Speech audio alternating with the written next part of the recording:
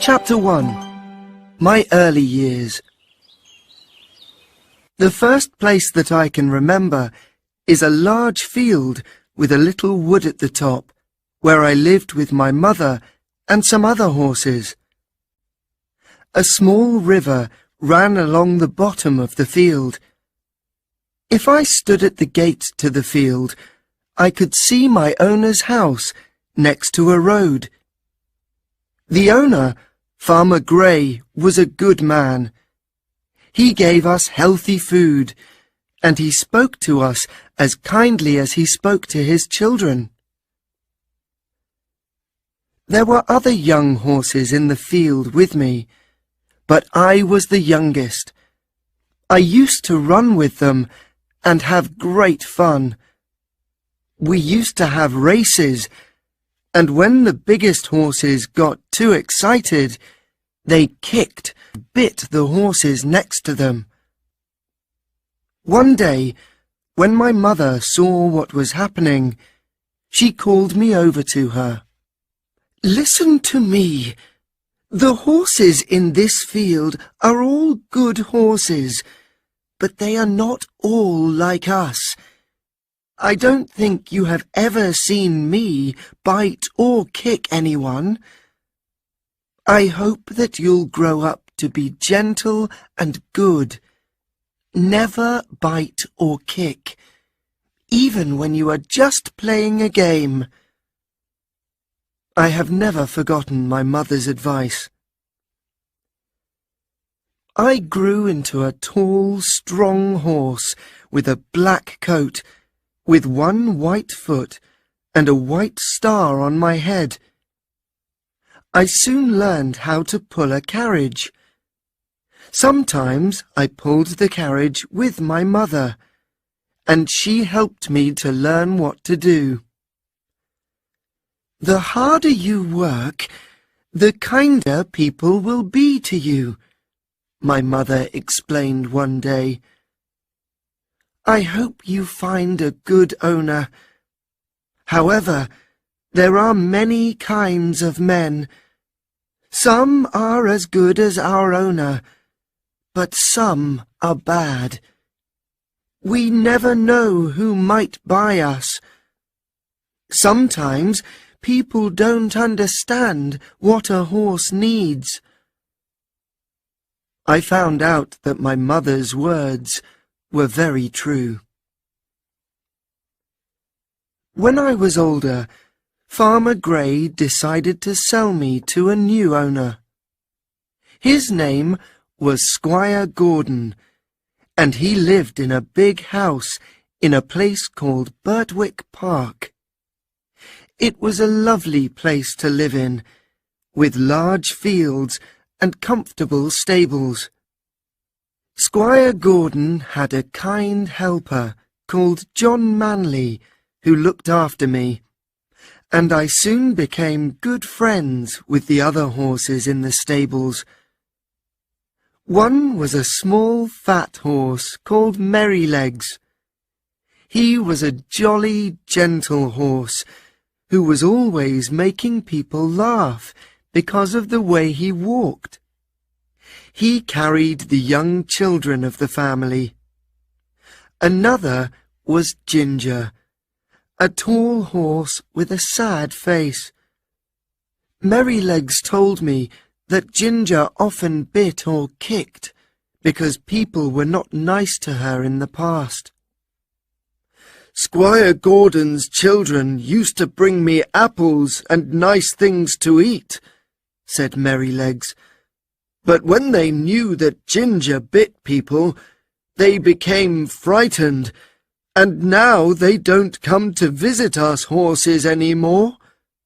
However, if people are kind to her, she'll soon learn to stop biting," he explained. The next day, Squire Gordon took me out around Birtwick Park. "How is your new horse?" asked his wife when we returned. "He is a perfect horse," he said. "What shall we call him?" "He is very handsome," his wife said. "Why don't we call him Black Beauty?" "Yes, I like that," said Squire Gordon. "And that is how I got my name." On some days I worked with Ginger, pulling carriages. Although Merrylegs said that Ginger was sometimes bad-tempered, I found that she was thoughtful. She always worked hard, so that I didn't have to pull the carriage any more than she did. We soon became good friends. One day, when I was working with Ginger, she told me about the people she worked with in the past. None of them was kind, and some of them were often cruel. She decided that she did not like people and did not want to do what they asked her to. The problem was that some people hit her hard when she refused to do what they wanted. That was when she started to kick and bite people. Then they wanted to sell her, and finally she arrived at Squire Gordon's. However, as time passed, Ginger understood that John and Squire Gordon were different from her other owners. They were always kind and gentle with their horses, and she was happy to do what they asked, most of the time. Then one day, she saw something that showed her that some people could be good. Squire Gordon was riding her when they passed a man who worked for Squire Gordon. The man was angry with his horse and hit it hard to make it go faster. Squire Gordon did not like this. "I've never seen a man who was so unkind to a horse," he cried. "No horse will do what you want by hurting it. The people who work for me must understand that a horse is not a machine." Ginger now began to respect Squire Gordon. After this, she decided she would not bite or kick people any more.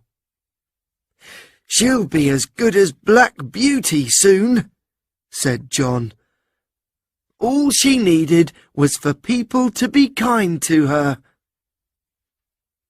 One day, I was surprised when John brought Merrylegs back to the stable and said, "Don't do that again, Merrylegs, or you'll be in trouble." "What did you do?" I asked him. I was very surprised, because Merrylegs always behaved so well. "Oh, I didn't do much," said Merrylegs. "I wanted to give the boys a lesson, so I threw them on the ground." "What?" I said, very surprised. "But you were always so careful with the children." "Of course I am," he said. "I would never hurt the girls or the little children, but the older boys need a lesson sometimes," he continued. "They think that a horse is like a machine, which can continue for hours without a rest. They never think that I can feel tired. So I stopped. When I did not continue, they hit me with a stick. Then I threw them off. They need to learn how a horse feels." "Why didn't you kick them?" said Ginger. "No, I would never do that. I threw them off because I knew it would not hurt them. If I kicked the children, I would be sold to some unkind person who would hit me all the time. We must always remember what a good place we live in.